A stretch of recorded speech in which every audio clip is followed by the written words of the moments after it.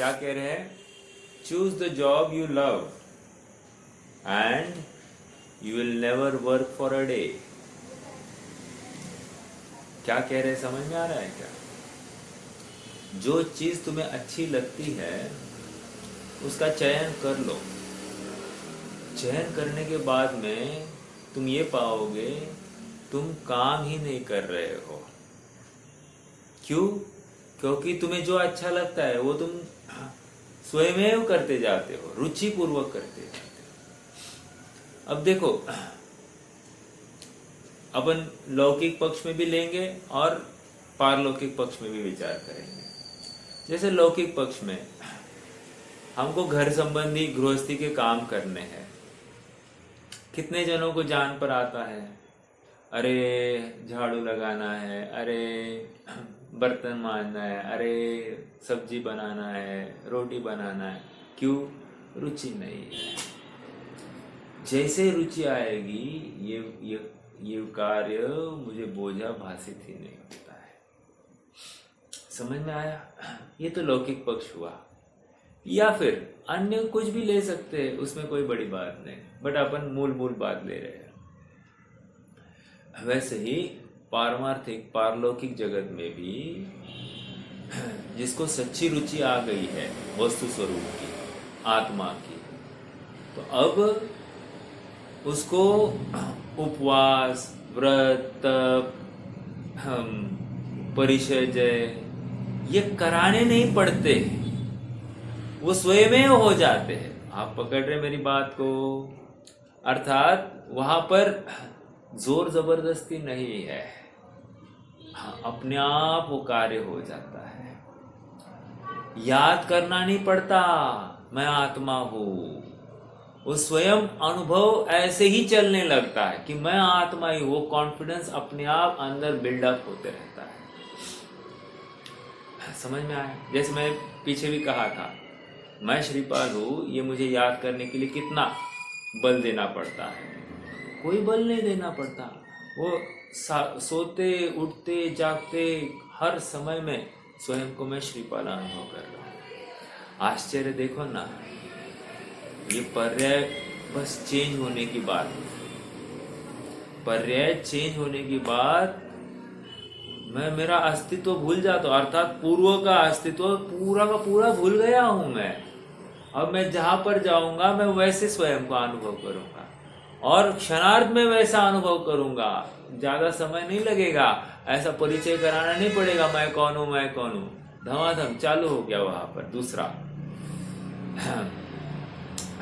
कहने की बात इतनी है कि जहां पर रुचि है वहां पर अपने आप अपना वीर्य दौड़ता है, अपना पुरुषार्थ दौड़ता है और फिर वो कार्य बोझा भाषित नहीं होता है।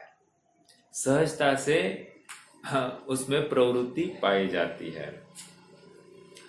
हमारा अलिंग ग्रहण का 19वां बोल चल रहा है। वैसे ये ज्ञान ज्ञेय विभाग अधिकार अंतर अधिकार है। ज्ञेय तत्व प्रज्ञापन अधिकार में ज्ञान ज्ञेय विभाग अधिकार है।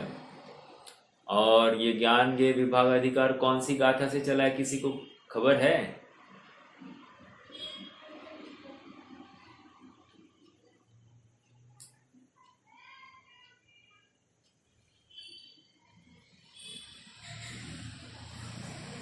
नहीं? 145। हाँ 144 145। कहने की बात इतनी है कि यहां से ये चालू हो गया प्रकरण। अब यहां पर क्लाइमैक्स पर आकर खड़े हैं कि अब मेक और ब्रेक करने की बात है। ज्ञान भी है, ज्ञेय भी है, अब इसमें भी भेद करके देखना है। और सुनो, ज्ञान और ज्ञेय, ज्ञान मतलब क्या और ज्ञेय मतलब क्या? कह रहे ज्ञेय मतलब वो वर्तमान पर्याय है और ज्ञान मतलब क्या? वो मेरा द्रव्य। अब कह रहे ज्ञान और ज्ञेय में भेद करना है। द्रव्य मतलब कौन सा? त्रिकाली ध्रुव, वो ज्ञान, और ये ज्ञेय, ऐसा भेद करना है। जो केवल ज्ञान की पर्याय है ना, वो ज्ञेय। या कोई भी वर्तमान पर्याय ना, जो पर्याय लेनी आप ले लो, वो पर्याय है ज्ञेय। और जो ध्रुव ज्ञान है अर्थात जो अपरिणामी तत्व है वो है ज्ञान। ऐसी बात यहां पर लेना। तो इसमें भेद करने की बात इस 19वें बोल में है।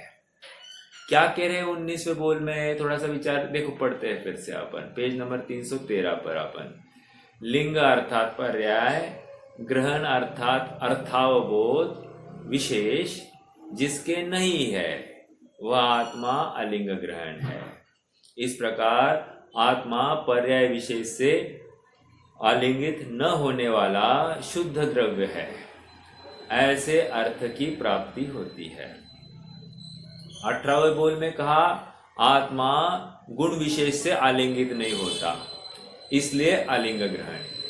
अब यहां पर कह रहे हैं आत्मा पर्याय विशेष से आलिंगित नहीं होता, इसलिए आलिंग ग्रहण। पर्याय विशेष से आलिंगित नहीं होता मतलब क्या? देखो वहां पर आत्मा अनंत गुणों का पिंड है, इसलिए एक गुण को लेकर आप आत्मा को ढूंढने जाओगे आपको मिलेगा नहीं, अर्थात आत्मा को ग्रहण करने जाओगे तो आत्मा मिलेगा नहीं। क्यों? आत्मा सबका रिप्रेजेंटेटिव है, अनंत गुणों का रिप्रेजेंटेटिव है। तो मात्र ज्ञान का रिप्रेजेंटेटिव लेकर आप आत्मा को ग्रहण करने जाओगे तो आत्मा नहीं मिलेगा। उसी प्रकार अब यहां पर कह रहे हैं आत्मा कोई एक पर्याय आत्मा का रिप्रेजेंटेटिव नहीं है, आत्मा अनंत पर्यायों का पिंड है। तो अनंत पर्यायों का रिप्रेजेंटेटिव यह आत्मा है। समझ में आ रहा है? मतलब हमारे लिए प्रयोजनभूत कौन सी पर्याय है? केवल ज्ञान पर्याय। तो कह रहे केवल ज्ञान पर्याय ये आत्मा है। ऐसा हम अगर ध्यान की कोशिश करें केवल ज्ञान जैसा वर्तमान में हम ध्यान की कोशिश करें तो काम होगा? ये नहीं होगा। क्यों नहीं होगा? क्योंकि पर्याय अपने को पर्याय में ही बिठाल रही है, पर्याय अपने को स्वभाव में नहीं ढाल रही है। जैसे कोई महिला है, गृहिणी है, वो क्या करे? वो अपना अस्तित्व भूलकर पूर्णतः पति के प्रति समर्पण करे तो उसकी समाज में अपने आप प्रतिष्ठा है। यदि अपने अस्तित्व का बीन बजाने लग जाए और पति को गौण करे तो उसका समाज में अनादर होता है। समझ में आ रही क्या बात? उदाहरण दे रहा हूं। उसी प्रकार यहाँ पर पर्याय अपना अस्तित्व भूल जाए और अपना सर्वस्व ध्रुव को समर्पित करे तो अपने आप वो पर्याय भी निहाल हो जाएगी। समझ में आ रहा है? पर्याय निहाल हो जाएगी मतलब क्या? पर्याय में वो ध्रुव जैसा कॉन्फिडेंस आ जाएगा तो अपने आप वो सुख को प्राप्त हो जाएगी। थोड़ा सा और देखो, कोई एकदम गरीब घर की लड़की है, झोपड़ी में रहती है और दैव योग से राजा के साथ में उसका विवाह हो जाता है। अब जैसे विवाह नक्की हुआ वो स्वयं को क्या अनुभव करेगी? चलो विवाह हो गया, अब वो क्या अनुभव कर रही है? वो अब स्वयं को रानी ही अनुभव करती है। अब रानी अनुभव करने के लिए उसको क्या करना पड़ा? कुछ भी तो नहीं करना पड़ा, मात्र अपने दृष्टि का विषय बदला है, मतलब बदलना पड़ा। अपने आप वो स्वयं को रानी परिपूर्ण अनुभव करने लग गई है। उसी प्रकार अपनी पर्याय को इस प्रकार ध्रुव के तरफ समर्पित करना है कि वो अपने आप को पूर्ण अनुभव करने लग जाए। अब उसको अपने में पामरता, दीनता नहीं दिखाई दे। उदाहरण नंबर 2, मान लो वो रानी, अब जो रानी हो गई है वो एक आध दिन बाजार में चली जाए, वैसे रानी को बाजार में जाने की आवश्यकता नहीं, कदाचित चली गई हो और उसके पास पर्स में 5-10 रुपए होंगे, एग्जाम्पल। अब मेरा प्रश्न है, वो स्वयं को क्या अनुभव करेगी? भिखारी अनुभव करेगी या परिपूर्ण अनुभव करेगी? वो स्वयं को परिपूर्ण ही अनुभव करेगी। उदम कहाँ से आ रहा है?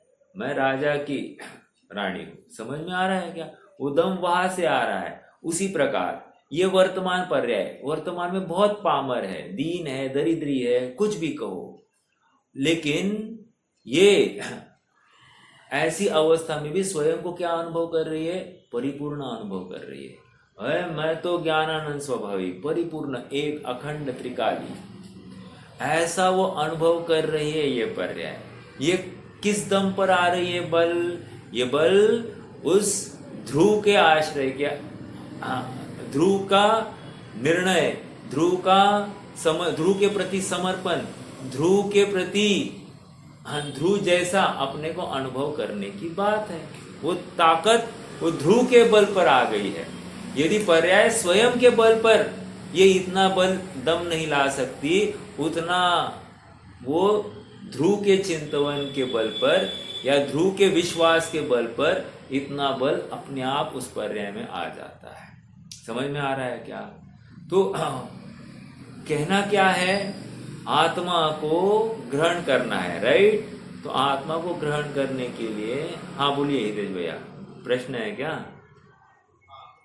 भैया जी, अभी कैसे कि केवल ज्ञान की पर्याय जो है, हाँ, केवल ज्ञान की पर्याय जो है वो परमानेंट है, राइट। तो एक बार वो पर्याय आ गई, एक बार वो पर्याय आ गई, तो द्रव्य और केवल ज्ञान की पर्याय में फर्क नहीं रहेगा।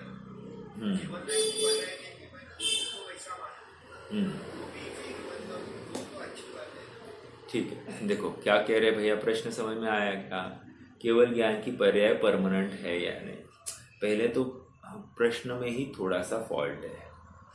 केवल ज्ञान की पर्याय एक समय की है।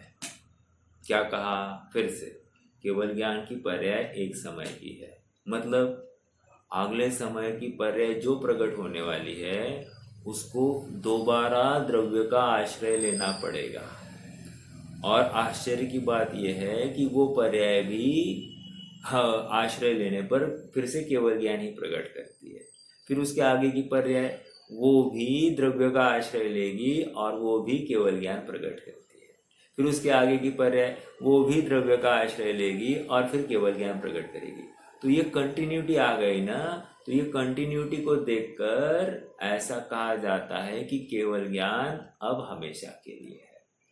लॉजिकली, प्रैक्टिकली प्रत्येक केवल ज्ञान की पर्याय एक समय की है। कोई भी पर्याय लो, कोई भी पर्याय, वो एक समय की है और अगले समय में वो नाश को प्राप्त होने वाली है। अर्थात नवीन पर्याय को नवीनता से ये कार्य करना है, आत्मा का अनुभव करना है। समझ में आया? तो अब रही बात क्या कि केवल ज्ञान की पर्याय को अब क्या करना? अब क्या करना मतलब अभी नवीन पर्याय आ गई है, उसको फिर से ध्रुव के प्रति समर्पण करना। ध्रुव के प्रति समर्पण करेगा तभी पर्याय में केवल ज्ञान बना होगा।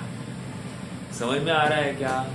हाँ, प्रत्येक समय अभी सेम बात। अपने को क्या लग रहा है कि रानी स्वयं को प्रत्येक समय में अपने को रानी मान रही है। हाँ, लेकिन प्रत्येक समय में मैं राजा को वरण करती हूँ, ऐसा स्वीकृति पूर्वक है। उसको याद नहीं करना पड़ता ये, लेकिन प्रत्येक समय में राजा के प्रति समर्पण है, राजा के प्रति अपना सर्वस्व समर्पित है, ये भावना निरंतर पड़ी है। एक क्षण के लिए भी राजा के प्रति अपना समर्पण नहीं है, मैं ही मैं हूं, ऐसा उसने मान लिया तो गई काम से। समझ में आया? अर्थात अब उसको कोई पूछेगा नहीं। उसी प्रकार पर्याय भी अपना सर्वस्व समर्पित कर रही है ध्रुव को, तभी तो जाकर उसको वो स्वयं को ध्रुव कह रही है, वो स्वयं को बिल्कुल पर्याय नहीं कह रही है।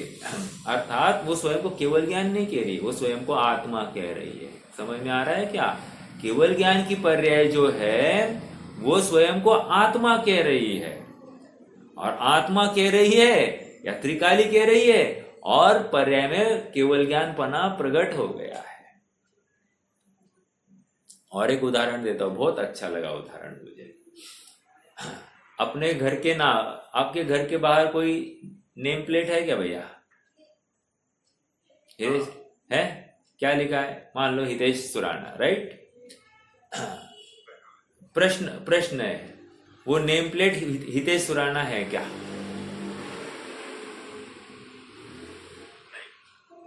नहीं है। फिर भी उस नेम प्लेट को देखकर हमको हितेश सुराना का निर्णय हो जाता है कि नहीं? तो बाबा इसके अंदर हितेश सुराना नाम की कोई व्यक्ति रहती होगी, राइट? उसी प्रकार यहां पर भी कह रहे हैं कि केवल ज्ञान पर्याय में कुछ नहीं है, सॉरी उस वर्तमान पर्याय में कुछ भी नहीं है, लेकिन वो पर्याय किसका आश्रय ले रही है? वो नेम प्लेट किसका आश्रय ले रही है? हितेश सुराना का आश्रय ले रही है, इसलिए वो नेम प्लेट को भी हितेश सुराना कहा जाता है। उसी प्रकार ये पर्याय ध्रुव का आश्रय ले रही है, इसलिए उस पर्याय को भी ध्रुव कहा जाता है। आप पकड़ रहे क्या मेरी बात को? अर्थात केवल ज्ञान पर्याय का या उस पर्याय का कोई ऐसा सामर्थ्य है ही नहीं, लेकिन उसने सामर्थ्यवान का आश्रय लिया है, इसलिए उस पर्याय की भी महिमा आ गई। पकड़ में आया?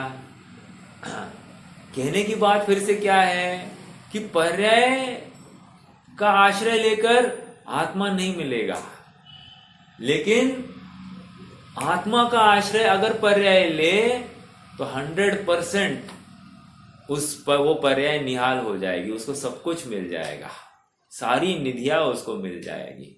ये ऐसी बात है, समर्पण की बात है। महिला को अपने पति के प्रति समर्पण, उसको सब कुछ मिलेगा।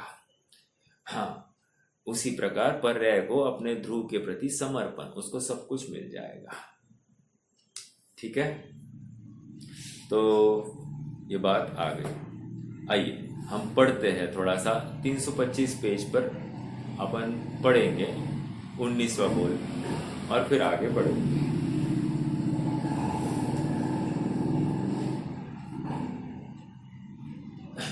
एक प्रश्न खड़ा हो सकता है, वैसे कल भी की थी चर्चा मैंने।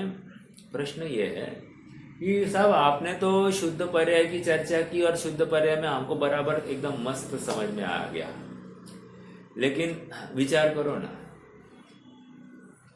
पर्याय विकृत है, विकारी है, तो अब वो विकारी पर्याय का आश्रयवान कौन है या दाता कौन है? तो बात इतनी सी है, पर्याय निकली तो द्रव्य में से ही है, ये आगमोक्त कथन। लेकिन अध्यात्म का कथन ये है, देखो आगमोक्त कथन क्या कह रहा है? पर्याय द्रव्य में से ही निकली है। समुद्र की लहर कहाँ से निकली है? कह रहे समुद्र में से ही निकली है। कोई प्रॉब्लम? ये आगमोक्त कथन है। क्या कहा? आगमोक्त कथन। अब अध्यात्म क्या कहता है? नहीं नहीं, ये समुद्र की लहर समुद्र में से नहीं निकली है, वो स्वयं में अपनी अपनी निकली है, उसको समुद्र ने उत्पन्न किया ही नहीं है। समझ में आ रहा है क्या? ये क्या है? अध्यात्म का कथन। उसी प्रकार यहाँ पर कह रहे अध्यात्म क्या कह रहा है? पर्याय स्वयं अपनी स्वतंत्रता से प्रकट हो गई है, द्रव्य का उसमें कोई भी रोल नहीं। द्रव्य मतलब कौन द्रव्य? 8वें नय का विषय वाला द्रव्य, 8वें नय के विषयभूत या परम शुद्ध निश्चय नय का विषय वाला द्रव्य, वो अपरिणामी है ना, उसमें से पर्याय आती ही नहीं है। पर्याय में से प्रकट हो गई है, अर्थात वो स्वयं में अपने सामर्थ्य से प्रकट हो गई है, और ध्रुव तो ऐसे का ऐसे बैठा है। समझ में आया? इसलिए पर्याय क्या कर रही है और क्या नहीं कर रही है, इसका संबंध ध्रुव के साथ में कुछ भी नहीं है। इसलिए पर्याय स्वतंत्र है कुछ भी करने के लिए। हाँ, अब ये पर्याय जो प्रकट हो गई है ना, वो उसको ध्रुव की महिमा है तो ध्रुव के प्रति झुकेगी, राइट? और उसको पर की महिमा है तो पर के प्रति झुकेगी। तो कौन झुका है? वो पर्याय स्वयं झुकी है। तो दुख किसको किसको हुआ? उस पर्याय को हुआ। ध्रुव को कुछ हुआ क्या? नहीं हुआ। और सुख भी होगा तो किसको होगा? पर्याय को होगा। ध्रुव को कुछ होगा क्या? कुछ भी नहीं होगा। अर्थात ध्रुव कूटस्थ है, तो कूटस्थ होने की वजह से ध्रुव में इस पर्याय में जो कुछ हुआ है हीनादिकता, उसको लेकर ध्रुव को कुछ भी फर्क नहीं पड़ रहा है। समझ में आया? तो विकार भी हो गया तो पर्याय का अपना अपना, और सुख भी हुआ तो पर्याय का अपना अपना है। ठीक है, ये बात है। हाँ, लेकिन जब भी सुख होता है तो नियम से पर्याय स्वतत्व की तरफ झुकाव में है, अर्थात उसमें ही समर्पण करती हुई पाई जाएगी। ठीक है, हाँ जी।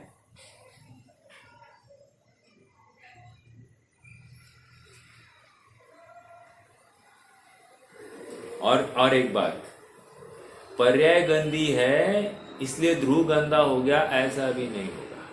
क्या कहा? पर्याय विकारी है इसलिए ध्रुव विकारी हो गया, ऐसा 3 काल में नहीं होगा। पर्याय सच्ची अच्छी है या विकारी है, इसको लेकर ध्रुव में कुछ भी फर्क पड़ता नहीं। ध्रुव जो का त्यों वैसे का वैसा है। समझ में आया? ये एक बात विशेष ध्यान में रखना। ठीक है,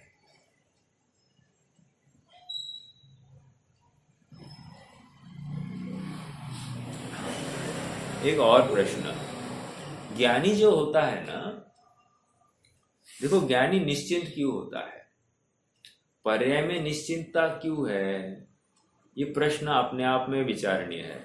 पर्याय में निश्चिंतता तभी आएगी जब पर्याय अपने को ध्रुव जैसा अनुभवेगी।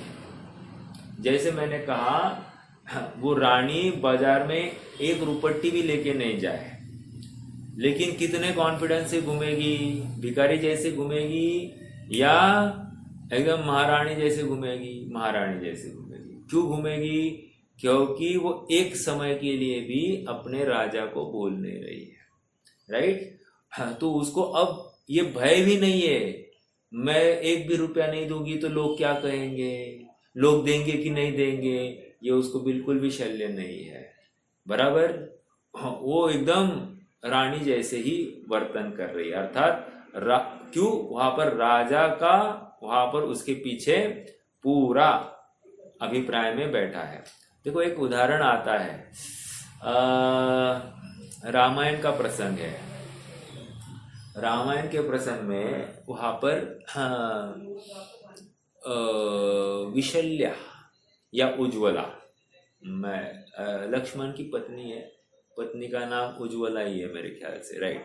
विशल्या भी है उनकी पत्नी, लेकिन ये उज्ज्वला की बात है। तो वो कोई एक ऑर्गन बजा रही है, ऑर्गन बजा रही है, तो सारे जंगल के प्राणी भी ना इतने मंत्रमुग्ध हो गए उसको सुनने के लिए। और उतने में लक्ष्मण जी आ जाते हैं। तो जैसे ही लक्ष्मण की आहट हो जाती है, सभी प्राणी सचेत हो जाते और एकदम भाग जाते हैं। तो वहां पर विशल्या, उज्ज्वला जो कोई होगी, वो उलाहना देती है लक्ष्मण जी को, आ गए तुम, देखो तुमको देखकर तो सब भाग गए। तो लक्ष्मण जी कहते हैं कि तुम जो निश्चिंतता से यहाँ पर बीन बजा रही हो, जो कुछ बजा रही हो, उसका आधार हम हैं, अर्थात मेरे कंधे पर धनुष्य है। अगर मैं नहीं रहूं तो तुम इतने निश्चिंतता से ये कर ही नहीं सकते। उदाहरण समझ में आया? उसी प्रकार सम्यक दृष्टि इतना निश्चिंत क्यों है? क्योंकि उसको ध्रुव का पूरा विश्वास है। ध्रुव नहीं है ये देखकर अपने आप वो भी गाफिल हो जाए, मतलब वो छटपटा जाएगा। लेकिन ध्रुव है ये विश्वास के बल पर, अब मुझे सम्यक दर्शन कब होगा, मुझे केवल ज्ञान कब होगा, मोक्ष कब होगा, मैं मुनि कब बनूंगा, मेरे व्रत कैसे पलेंगे, मेरा समाधि कैसे होगी, मुझे आहारचर्या मिलेगी कि नहीं मिलेगी, ये प्रश्न होंगे क्या किसी को? नहीं होंगे। इसका आधार कौन है? इसका आधार उसका ध्रुव है। वो स्वयं को ध्रुव अनुभव करेगी तो वो स्वीकार कर रही कि मुझे खाने पीने की आवश्यकता नहीं। वो स्वयं को ध्रुव अनुभव करेगी तो वो स्वीकार करेगी कि मैं जन्मता मरता नहीं। वो स्वयं को ध्रुव अनुभव करेगी तो मैं गति में घूमता ही नहीं, मैं अगति वाला हूँ। समझ में आ रहा है क्या? वो स्वयं को ध्रुव अनुभव करेगी तो वो स्वयं को वेद वाला देखता ही नहीं, मैं स्त्री नपुंसक आदि देखेगा ही नहीं। समझ में आया? वो स्वयं को ध्रुव अनुभव करेगा तो मैं श्रीपाल, मैं राजा, मैं रंक, मैं विद्वान, मैं श्रोता, ऐसा वो अनुभव ही नहीं करेगा। वो स्वयं को ध्रुव ही अनुभव करेगी। समझ में आ रहा है क्या? ये विश्वास ध्रुव की तरफ से आ जाता है। और फिर बाहर में जो पर्याय व्यक्त है उस पर्याय को कोई वैल्यू नहीं है। समझ में आ रहा है? वो आएगी चली जाएगी, आएगी चली जाएगी, लेकिन पर्याय मात्र काम क्या कर रही है? उसका झुकाव स्वभाव की तरफ निरंतर बना रहे। इसलिए वो एक क्षण मात्र के लिए अपने स्वरूप को नहीं भूले। इतना ही करना है। करना ये भी बहुत करने की बात ये भी इतनी है, कहवत के लिए है, करना कुछ नहीं है। वो अपनी रुचि, अपना समर्पण स्व के प्रति कर दे, बस। वो अपना विश्वास आ गया ना, ध्रुव का संबंधी विश्वास इस पर्याय को हो गया ना, तो अब वो एकदम निश्चिंत है, निश्चल्य है। उसको अब कोई भय नहीं, निर्भय है वो पर्याय। हाँ, सब तो भय से वो एकदम रहित है। समझ में आया? अब फिर उसके बल पर उसको कभी भी मद नहीं होता, तो 8 मदों से रहित है। उस ध्रुव के बल पर उसको कषाय ही नहीं होती, अकषायी हो गई है। उस ध्रुव के बल पर उस पर्याय में उत्तम क्षमा आदि 10 धर्म प्रकट हो जाते हैं। समझ में आ रहा है क्या? अपने अस्तित्व का इतनी महिमा है। आप पकड़ना, कभी भी किसी भी प्रसंग में इतना याद करना कि मैं हूँ, उस पर्याय को इतनी भी स्वीकृति हो जाए ना, देखो आप निश्चिंतता कैसी आती है। मैं आत्मा हूँ तो वो हूँ मैं था, हूँ और रहूंगा, ऐसा विश्वास आना ही चाहिए। अपने को शरीर देखना, अपने को श्रीपाल देखना, ये सब मुखौटा है। मुखौटा समझ में आ रहा है क्या? पैकिंग है, पैकिंग। हाँ, और पैकिंग को फाड़ कर अंदर की चीज खाने की होती है। पैकिंग में इतराने की कोई बात नहीं होती। पैकिंग में ज्यादा दिन पैकिंग के ऊपर मोहित होगा तो अंदर की चीज सड़ जाती है। सड़ जाती है, समझ में आता है, उसकी प्राप्ति नहीं होती है। उपेक्षावश उसकी ये खराब हो जाएगी, उसकी वैल्यू नहीं रहती। उसी प्रकार ये बाहर के पैकिंग में ज्यादा इतराना नहीं, अंदर की वस्तु सर्वोत्कृष्ट है, सर्वोपरि है, और उसी का आलंबन, उसी का आश्रय कार्यकारी है। ठीक है,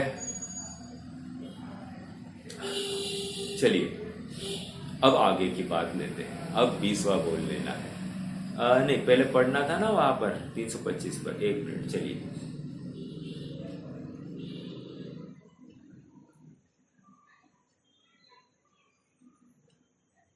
हम्म 326 पर आ जाइए। 18वें बोल में सॉरी, कहा गया भाई?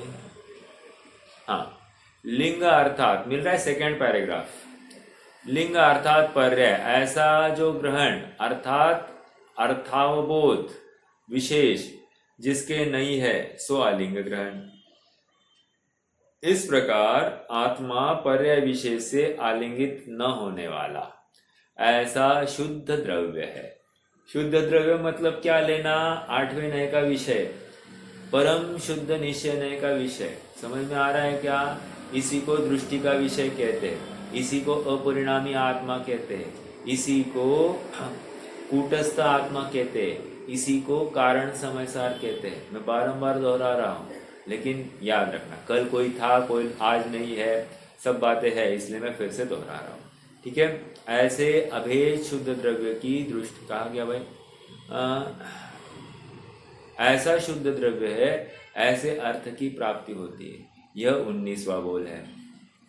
18वें बोल में अर्थावबोध शब्द दिया था और कहा था कि गुण भेद होने पर भी अभेद आत्मा गुण भेद का स्पर्श नहीं करता। इस प्रकार गुण भेद का निषेध कराकर अभेद आत्मा की श्रद्धा कराई थी। ठीक है, अभेद आत्मा की श्रद्धा कराई थी।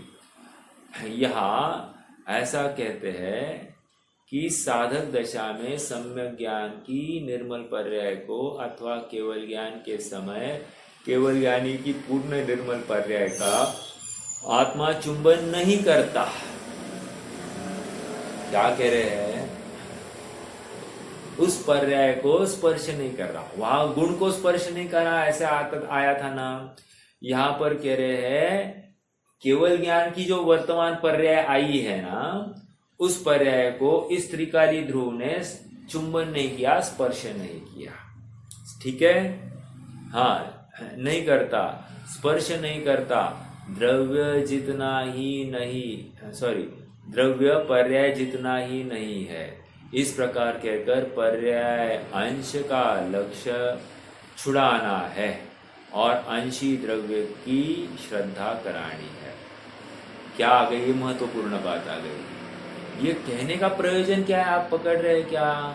पर्याय स्वयं को मैं श्रीपाल, मैं केवल ज्ञानी, मैं सम्यक ज्ञानी, मैं मिथ्या दृष्टि, इन विशेषणों से आलिंगित नहीं करे। पर्याय अपना अस्तित्व भूल जाए और स्वभाव की तरफ ढल जाए। समझ में आया? हाँ,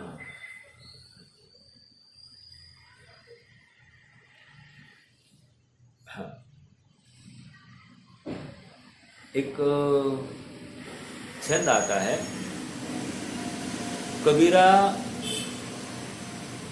भूत का पूजना जैसे गुड़ियों का खेल, पाया प्रियवर आपका गुड़िया गई समेट। समझ में आ रहा है या क्या कह रहे हैं? यहाँ पर लागू हो रही है। कह रहे हैं मीरा थी, मीरा क्या करती थी?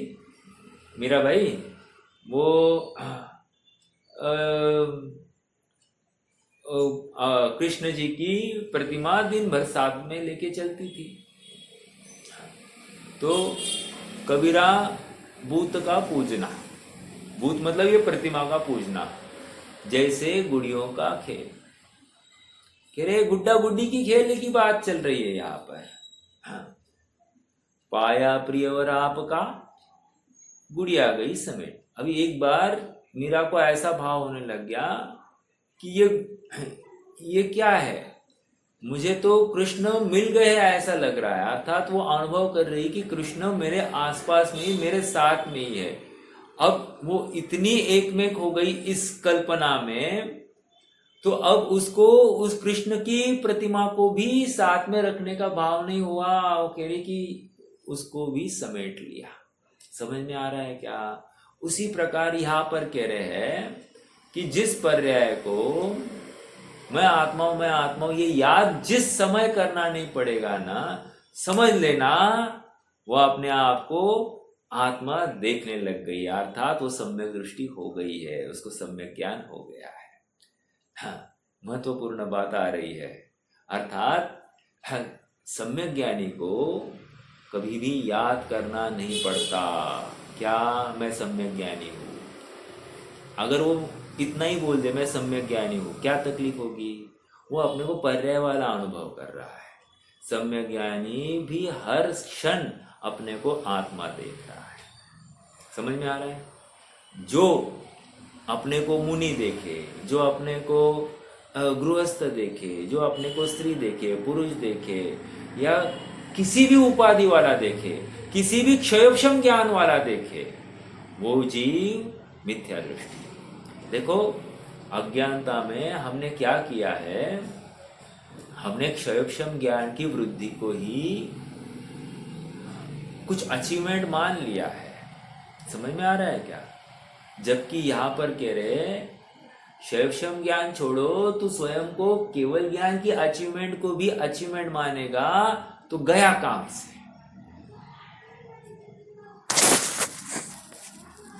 स्वयं को केवल ज्ञान की पर्याय की प्राप्ति के लिए प्रयास भी करेगा ना, तो तूने केवल ज्ञान की प्राप्ति के लिए प्रयास किया ना, अर्थात तुझे कोई पर्याय विशेष के साथ में मोह हुआ ना, तो 100% तुझे आत्मा अच्छा नहीं लगा है। समझ में आ रहा है क्या? ये बहुत गंभीर बात है। आप ऐसा कैसा कहते हो साहब, केवल ज्ञान की तो बात कर रहे थे ना। हाँ, तुझे उपाधि अच्छी लगी है, तुझे आत्मा अच्छा ही नहीं लगा, और वो केवल ज्ञान की पर्याय जिसको भी प्रकट हुई है ना, देख वो क्या कर रहा है, वो आत्मा में लीन है, केवल ज्ञान में लीन नहीं है। समझ में आ रहा है?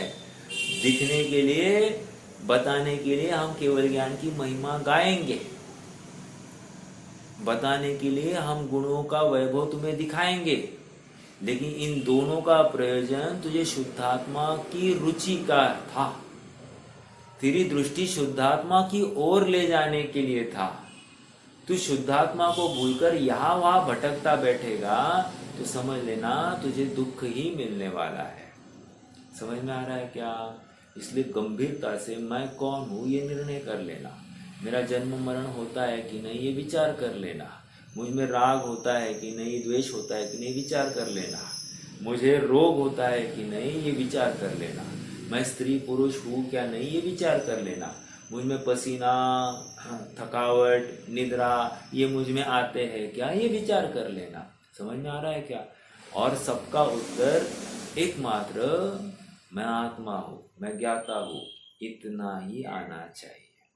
जिसको आत्मा की महिमा आ जाती है, जो अपने को संपूर्ण देखता है, उसको अब थकान महसूस ही नहीं होती है। इसलिए मुनिराज आप देखेंगे कि मुनिराज सोते ही नहीं है, राइट? हाँ, अरे महीनों तक भोजन करने का भाव भी आता नहीं है। ये किसके बल पर आता होगा? और भोजन के लिए जाते भी है तो अपने कषाय कितनी है वो देखने के लिए जा रहे हैं, अर्थात अपनी एनालिसिस करने के लिए, अपना इंट्रोस्पेक्शन करने के लिए जा रहे हैं। तो समझने की बात है। चलिए अब हम 20वां हाँ बोलिए ना। एक क्वेरी आ रही है हाँ, कि अनंत सुख या अनंत ज्ञान वे एक एक समय आत्मा की पर्याय में है या आत्मा में ही है, द्रव्य में ही है? हाँ ठीक है। अच्छा, तो प्रश्न क्या है, समझ में आया सबको? जो अनंत सुख हुआ है या अनंत ज्ञान प्रकट हुआ है वो कहाँ है? तो कह रहे हैं ये आत्मा में है, अनंत सुख आत्मा में है, अनंत ज्ञान आत्मा में है। अनंत ज्ञान का अर्थ वैसे आप क्या समझते हैं? वैसे कोई बताएगा अनंत ज्ञान का अर्थ क्या है?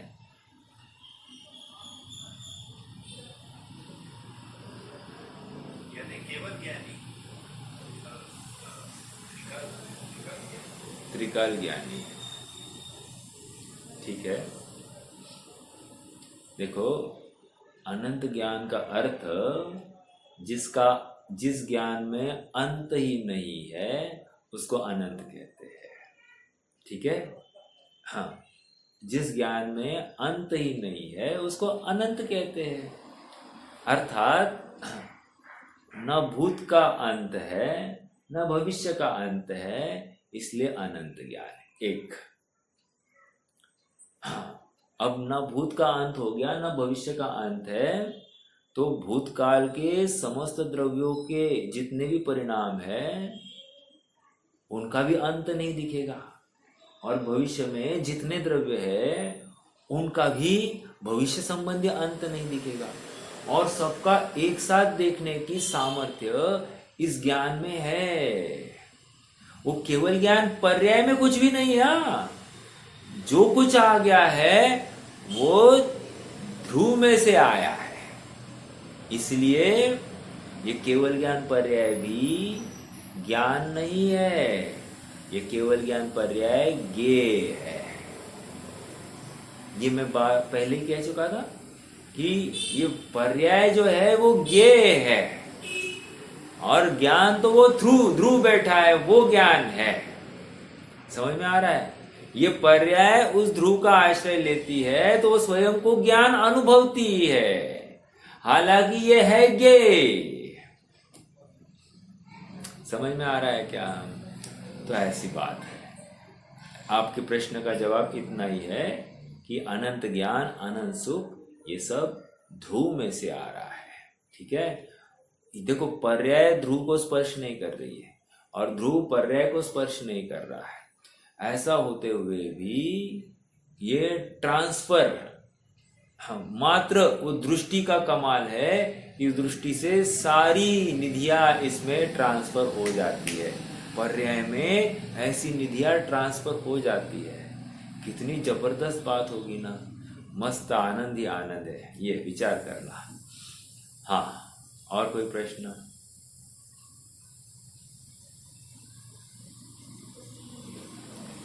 देखो, आगे बढ़ते हैं। आत्मा मिल रहा है क्या? एक मिनट, कहा थे अपन? हाँ, इस प्रकार गुणभेद का निषेध कराकर अभेद आत्मा की श्रद्धा कराए। मिल रहे हैं ना? 18वें बोल की बात चल रही है, वो तीसरी लाइन। यहाँ ऐसा कहते हैं कि साधक दशा में सम्यक ज्ञान की निर्मल पर्याय को अथवा केवल ज्ञान के समय केवल ज्ञानी की पूर्ण निर्मल पर्याय का आत्मा चुंबन नहीं करता, स्पर्श नहीं करता, द्रव्य पर्याय जितना ही नहीं है। इस प्रकार कहकर पर्याय अंश का लक्ष्य छुड़ाना है और अंशी द्रव्य की ओर श्रद्धा करानी है। जब तक पर्याय का लक्ष्य होगा, अंशी तो ओझल हो गया। समझ में आया? इसलिए पर्याय का लक्ष्य छुड़ाना है। वो स्वयं को निरंतर, देखो एक छोटी सी बात है ना, एक छोटा कुत्ता है, वो कुत्ता जितना भौंक रहा है उसका आधार कौन है? या तो उसके आसपास उसकी माँ होगी, या तो उसके आसपास उसका मालिक होगा, अर्थात उनके आधार पर वो पूरा रौब जमाता है। राइट? उसी प्रकार ये पर्याय वो अपनी सामर्थ्य भूलकर ध्रुव का सामर्थ्य अपने में है ऐसा स्वीकार कर ले तो वो उसमें अनंत टाइम्स पावर प्रकट हो जाती है। और यदि वो पर्याय कुछ यहाँ से वहां से इकट्ठा करके ताकत पैदा करने की चेष्टा करे तो पर्याय पामर की पामर बन गए। समझ में आ रहा है क्या? क्योंकि बाहर से कुछ आना नहीं है और ये चाहकर भी इसके हिसाब से कुछ होना नहीं है। देखो, आत्मा ज्ञाता दृष्टा स्वभावी है। उसकी श्रद्धा ज्ञान करने से जो निर्मल पर्याय प्रकट होती है, उस पर्याय को भी आत्मा स्पर्श नहीं करता, आलिंगन नहीं करता, परंतु आत्मा नित्य शुद्ध द्रव्य है, ऐसा तेरा ज्ञेय स्वभाव है। Underline this. आत्मा कहा गया, परंतु आत्मा नित्य शुद्ध द्रव्य है, ऐसा तेरा ज्ञेय स्वभाव है। जैसा ज्ञेय स्वभाव है वैसा जाने तो सम्यक दर्शन ज्ञान प्रकट हो। ऐसी अपूर्व बात अनंत काल में सुनने को मिली है। ऐसा समझ करके सम्यक प्रतीति करे तो धर्म हो, परंतु जिसको यह बात सुनने को भी नहीं मिली उसे तो धर्म कहाँ से होगा? कितनी बड़ी बात कर रहे हैं आप, समझ रहे हैं क्या? मान लो किसी को लॉटरी लग गई, हम क्या करते? Lucky lucky lucky, right? यहाँ पर कह रहे तुम्हें ये बात सुनने मिली, लॉटरी लगी है तुम्हारी, तुम ही उन चुनिंदा लोगों में से हो जिनको ये समझ में आ रहा है कि मैं आत्मा हूँ, मैं त्रिकाली हूँ, मैं ज्ञानानंद स्वभावी हूँ, पर्याय अपना अस्तित्व भूलकर स्वयं को जब ध्रुव देखती है तो अपने आप पर्याय भी निहाल हो जाती है। यद्यपि ध्रुव पर्याय में आता नहीं या पर्याय ध्रुव में जाती नहीं, मात्र दृष्टि कर दी, काम हो गया। समझ में आ रहा है क्या? जैसे रानी कहीं भी घूम रही है, राजा को साथ होने की जरूरत है क्या? नहीं, बस उसकी दृष्टि, उसका समर्पण भाव एकमात्र राजा के प्रति है, ये उसी का परिचायक है। अपने आप कॉन्फिडेंस आ जाता है। समझ में आया? हाँ, और एक बात मैंने कहा था ना कि पर्याय की विकृति को लेकर ध्रुव में कुछ भी नहीं होता। उदाहरण एकदम बहुत अच्छा आता है। उदाहरण यह आता है, मान लो कोई महिला अपने को विधवा अनुभव करे और उसका पति घर में बैठा है। क्या कहा? महिला अपने को विधवा अनुभव करे और पति घर में बैठा है। इसका मतलब फिर पति को क्या करना चाहिए? कुछ भी नहीं करना चाहिए। करना तो महिला को है। महिला को अपना पति जिंदा है इतनी सी बात करनी है। उसी प्रकार पर्याय जो पर का आश्रय लेकर विकृत हो गई है, उसको करना क्या? उसको अपना ध्रुव को निर्णय करके उसका अवलंबन लेना, अर्थात उसकी ओर दृष्टि करना। अपने आप वो निहाल हो जाएगी, अर्थात उसका भ्रम हट जाएगा। ठीक है? देखो, शुद्ध स्वभावी द्रव्य नित्य है और निर्मल पर्याय, लास्ट पैराग्राफ देखो नीचे, शुद्ध स्वभावी द्रव्य नित्य है और निर्मल पर्याय एक समय की होने से अनित्य है। नित्य शुद्ध द्रव्य अनित्य सम्यक ज्ञान की अथवा केवल ज्ञान की पर्याय को निश्चय से स्पर्श करे तो द्रव्य नित्य नहीं रहता, अर्थात द्रव्य के क्षणिक होने का प्रसंग आता है, परंतु ऐसा कभी नहीं बनता। देखो, ये परम अध्यात्म की चर्चा है। यहाँ पर कह रहे द्रव्य पर्याय को स्पर्श नहीं कर रहा, पर्याय द्रव्य को स्पर्श नहीं कर रही। हालांकि आगमोक्त कथन में ये द्रव्य में से सब बातें हो रही है, बट यहाँ पर पर्याय को अलग करके, द्रव्य को अलग करके ये समझाना चाह रहे हैं कि तेरी पर्याय दृष्टि छोड़। बस इतना प्रयोजन है, इसलिए ये सब चर्चाएं चल रही है। पर्याय दृष्टि जो स्वयं को श्रीपाल मान के बैठा है, कह रहे तू क्षण भर निज रस को पीछे कर, अर्थात तू क्षण भर के लिए अपने को ध्रुव देख, श्रीपाल छोड़ दे और ध्रुव देख। जैसे ही ध्रुव देखेगा, तुझे श्रीपाल संबंधी जितनी भी अपामरता है या जितनी भी महत्ता आ रही है, सब खत्म हो जाएगी। समझ में आ रहा है क्या? तू अपना पर्याय को अपना अस्तित्व भूलना ही पड़ेगा और पर्याय को ध्रुव का अस्तित्व स्थापित करना ही पड़ेगा। जैसे ही करेगी वो सब निहाल हो जाएगी। जिस प्रकार 18वें बोल में कहा था कि अभेद आत्मा में भेद का अभाव है, अतः अभेद आत्मा गुण भेद को स्पर्श नहीं करता, उसी प्रकार यहाँ नित्य ज्ञानानंद स्वभावी आत्मा त्रिकाली है, वह एक समय की अनित्य निर्मल पर्याय को स्पर्श नहीं करता। ठीक है? लिंगा अभी हो गया। अभी ये 20वां बोल चलेगा। महत्वपूर्ण ये प्रकरण भी हो गया। 18वां बोल और 19वां बोल। 18वां बोल है गुण संबंधी, अर्थात एक गुण नहीं है, एक गुण विशेष वो आत्मा नहीं है। 19वां बोल क्या कह रहे? एक पर्याय विशेष ये आत्मा नहीं, अर्थात एक विशिष्ट पर्याय का अवलंबन लेकर आत्मा ग्रहण नहीं किया जा सकता। एक गुण विशेष को लेकर आत्मा ग्रहण किया जाए, ऐसा हो नहीं सकता। इसलिए मेरा आत्मा अलिंग ग्रहण। ठीक है? अब 20वां बोल पढ़ना है। आ जाइए 313 पर है ना? हाँ, 313 लास्ट लाइन। लिंग अर्थात प्रत्यभिज्ञान। क्या कह रहे हैं? ये बहुत जबरदस्त है। हाँ, लिंग अर्थात प्रत्यभिज्ञान का कारण जो ग्रहण अर्थात अर्थावबोध सामान्य जिसके नहीं है वह अलिंग ग्रहण। इस प्रकार द्रव्य से नहीं आलिंगित शुद्ध पर्याय है वह ऐसे अर्थ की प्राप्ति होती है।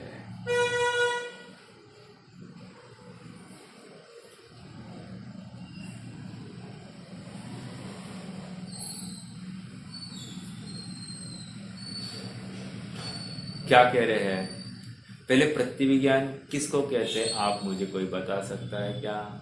तो फिर ये सारी चर्चा अपन कर सकते हैं। प्रत्यभिज्ञान किसको कहते हैं?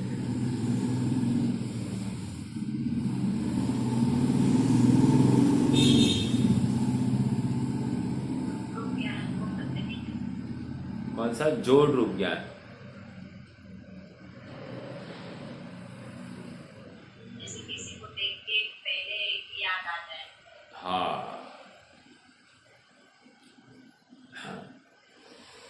जिसको प्रत्यभिज्ञान मतलब यहाँ पर इतना ही समझना, प्रत्यभिज्ञान मतलब ये वो है, ये वो नहीं है, ये ऐसा नहीं है, ये वैसा नहीं है। तो सादृश प्रत्यभिज्ञान, विसदृश प्रत्यभिज्ञान, ऐसे अनेक भेद बताए गए हैं। समझने की बात इतनी है कि टैली रूप ज्ञान होता है, अर्थात वस्तु सामने नहीं है, अपनी वस्तु सामने नहीं है और दूसरी वस्तु को देखकर अपनी वस्तु का ज्ञान हो जाता है। इसको कह रहे हैं प्रत्यभिज्ञान। समझ में आ रहा है क्या? अब क्या कह रहे हैं? प्रत्यभिज्ञान एग्जाम्पल लेते हैं। मान लो अपन कहीं घूमने गए, राइट, और हमने छाता देख लिया। छाता देखकर हमको अपने छाते की याद आ गई। तो वो जो छाता देखा उसको देखकर अपने छाते की याद आ गई, इसको कह रहे हैं प्रत्यभिज्ञान। दूसरे के छाते को देखकर अपने छाते की याद आना, ये कह रहे हैं प्रत्यभिज्ञान। अब यहां पर लगाओ, ठीक है। प्रत्यभिज्ञान का कारणभूत आत्मा नहीं है, इसलिए अलिंग ग्रहण। मतलब कह रहे मान लो हमने शास्त्र पढ़ा, ठीक है, शास्त्र पढ़ के हमको आत्मा का भान हो गया। तो कह रहे शास्त्र पढ़ के हमको आत्मा का भान हो गया या स्मरण हो गया, तो कह रहे आत्मा ऐसा नहीं है कि शास्त्र करके स्मरण किया जाए। क्या कहा? आत्मा ऐसा नहीं है जो शास्त्र आदि पढ़कर या स्वाध्याय सुनकर स्मरण किया जाए, ऐसा आत्मा नहीं है, इसलिए मेरा आत्मा अलिंग ग्रहण। समझ में आ रही क्या बात? फिर से देखो, उदाहरण देता हूं, थोड़ा सा और अच्छा लगेगा। क्या तकलीफ है साहब? हमको आत्मा का स्मरण हो गया। स्मरण हुआ ना, अनुभव थोड़ी हुआ। हम अनुभव की बात कर रहे हैं। अर्थात आत्मा जब भी ग्रहण होगा, प्रत्यभिज्ञान का अवलंबन होगा पूर्व भूमिका में, लेकिन जब भी अनुभूति होगी उस समय प्रत्यभिज्ञान नहीं होगा। इसलिए कह रहे प्रत्यभिज्ञान का अभाव करके डायरेक्ट आत्म वस्तु का ही ग्रहण होगा, तो उस समय प्रत्यभिज्ञान है क्या? नहीं है। इसलिए प्रत्यभिज्ञान का कारण या प्रत्यभिज्ञान का विषय आत्मा नहीं है। आप पकड़ रहेगा? प्रत्यभिज्ञान का विषय आत्मा नहीं, मतलब उस प्रत्यभिज्ञान में आत्मा नहीं दिखाई देता, ये कहना चाह रहे हैं। प्रत्यभिज्ञान में आत्मा नहीं दिखाई देगा, प्रत्यभिज्ञान में आत्मा का स्मरण होगा। आत्मा का स्मरण और आत्मा के साथ रूबरू होना, अर्थात एक में एक होना, तद्रूप होने में, दोनों में फर्क है। इसलिए आत्मा अलिंग ग्रहण। थोड़ी सूक्ष्म, बहुत सूक्ष्म बात, थोड़ी क्या, बहुत सूक्ष्म बात है। हमको क्या है इसमें वैसा डिफिकल्टी कुछ नहीं लगता। जैसे किसी का छाता देखा और उस छाते को देखकर अपने को अपना छाता याद आ गया, तो अपना छाता याद आ गया तो अच्छी बात है ना, याद आ गया तो याद आ गया। जैसे हमने शास्त्र अभ्यास किया, शास्त्र अभ्यास करके हमको आत्मा की महिमा आई तो अच्छी बात है ना, अच्छी बात ठीक है, लेकिन इसमें आत्मा नहीं मिला आपको, ये कह रहे हैं। हमारा प्रयोजन आत्मा की प्राप्ति से, आत्मा की अनुभूति से है, वो तो नहीं हुआ। तो प्रत्यभिज्ञान का विषयभूत जो कोई विकल्प होगा वो आत्मा नहीं है, अनात्मा ही है, ये समझा रहे हैं। और सुनो और एक बात, हाँ, बात ये है, सब तकलीफ क्या है, लेकिन आत्मा का स्मरण हो गया इसमें तो क्या तकलीफ है? तकलीफ ये है कि तुम्हें आत्मा को याद करने के लिए प्रत्यभिज्ञान का अवलंबन लेना पड़ा। ये बहुत तकलीफ की बात है। मतलब मैं नहीं समझा। मतलब ये है, जैसे कोई महिला है, वो किसी पर पुरुष को देखे और पर पुरुष को देखकर उसको अपने पति की याद आ जाए, ये कितनी हास्यास्पद बात है कि नहीं? कोई महिला पर पुरुष को देखकर उसे अपने पुरुष की याद आ जाए, ये जिस प्रकार हास्यास्पद बात है, उसी प्रकार मैं स्वयं आत्मा हूं और मैं शास्त्रों के माध्यम से मेरी ही चर्चा सुनूं और मुझे मेरी याद आ जाए, यह हास्यास्पद बात है। समझ में आया? इसलिए आत्मा अलिंग ग्रहण का, प्रत्यभिज्ञान के द्वारा आत्मा ग्रहण नहीं होता, इसलिए आत्मा अलिंग ग्रहण। समझ में आया? या लिंग प्रत्यभिज्ञान है। समझ में आया? कोई प्रश्न है क्या बहन जी?